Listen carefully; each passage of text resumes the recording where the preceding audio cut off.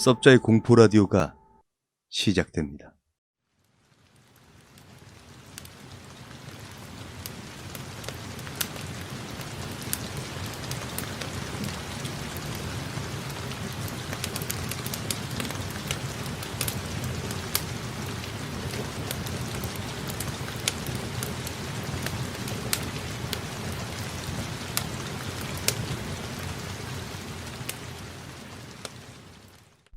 저는 서울 강동구에 거주하고 있습니다.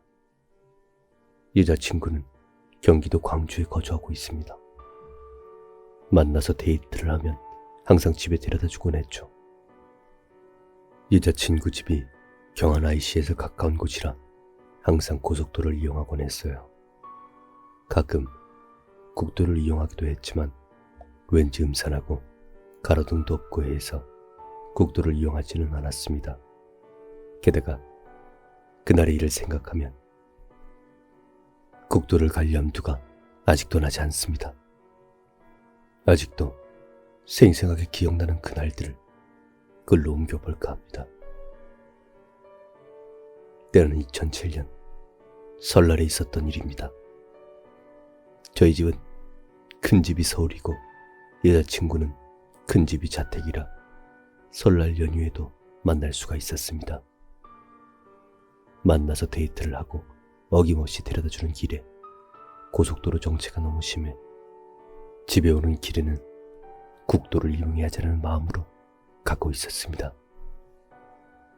돌아올 때는 이미 자정이 넘은 시각, 국도에는 차도 없고 가로등도 없었습니다.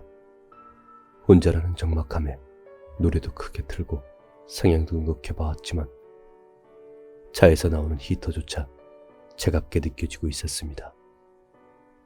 멍한 기분으로 담배를 피우고 집으로 가고 있는데 멀리서 뭔가 보이는 겁니다. 가로등이 없어서 상향등을 켜고 멀리 이정표에 라이트를 쏘고 있었습니다. 제 눈에 보이는 건 이정표 위에 한 여자가 앉아 있었습니다.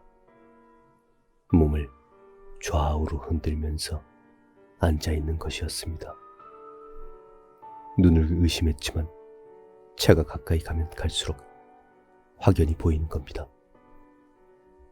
이 늦은 밤에 여자 혼자 있는 게 이상했습니다. 상향등을 끄고 등에 흐르는 식은땀을 어찌할지 모르고 있었습니다.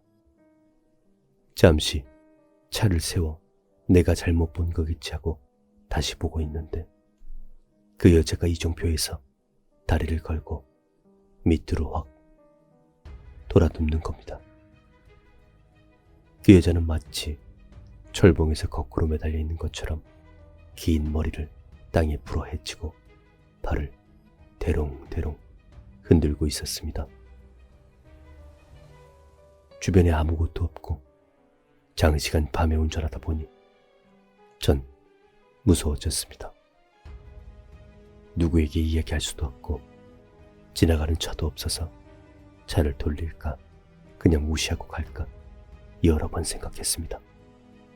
고민 끝에 그냥 무시하고 가자 생각하고 엑셀을 꼭 누르고 출발을 했는데 이정표 근처를 지나가자 그 여자의 머리가 계속 늘어나더니 차 앞 유리를 덮는 것이었습니다.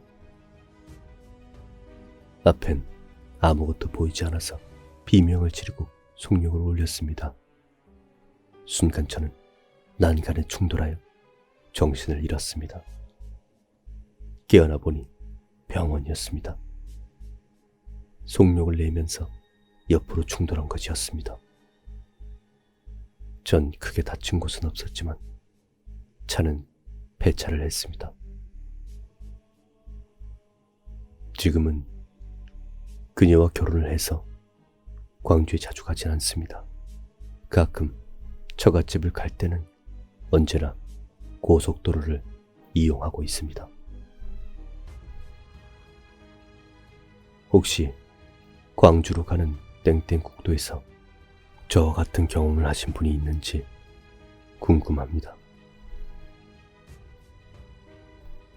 자, 여러분 섭자입니다. 안녕하세요. 오늘도 이야기 끝에 이렇게 여러분께 인사를 드립니다. 늘 이렇게 이야기를 들어주셔서 너무너무 감사드리고 마지막까지 이야기를 들어주셔서 너무너무 진짜 너무너무 감사드립니다. 설 연휴죠.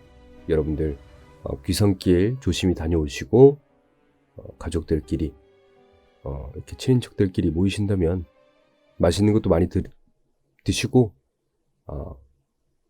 안전운전 하시고 조심히 다녀오십시오. 설날도 늘 좋은 일과 웃음 가득한 하루가 되었으면 좋겠습니다. 좋은 하루 보내시고 새해 복 많이 받으십시오. 안녕히 계세요.